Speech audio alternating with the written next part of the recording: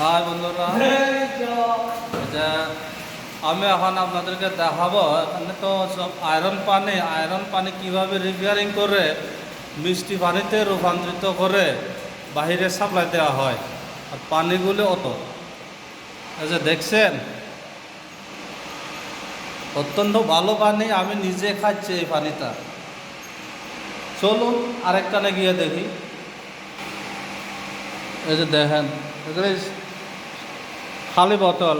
এগুলি 5 মিনিটের ভিতরে পানি পুরিয়ে ফিল আপ করা হবে।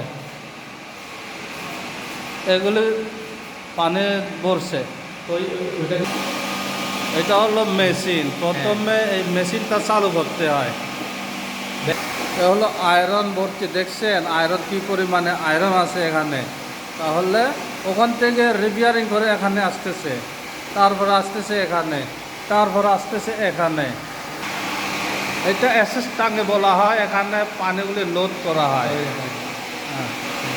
এটাও এসএস ট্যাঙ্কি, এইটাও একই, এখানে পানি লোড করা হয়, পানি রিপেয়ারিং করা হয়, মানে বোতল ওয়াশ করা হয়। আর এই যে মেশিনটা দেখছেন, এটা এটা এটা এটা কিন্তু পানি ওয়াশ করা হয়। বোতল, এই বোতল, এই যে দেখছেন, এই যে জিনিসটা দেখেন, ওইটা দিয়ে এটা দেখতে পাবেন, এটা ভরে পানি বোতল এখান থেকে ভরাইয়া এই মেশিনটা দিয়ে চলে যায় ডাইরেক্ট ওই পাশে।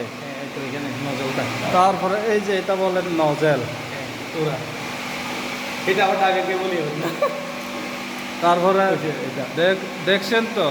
তাহলে এখানকার প্রতিষ্ঠানে যিনি আছেন, ওনার মুখ থেকে শুনেন কিভাবে পানি ফিল্টারিং করা হয়।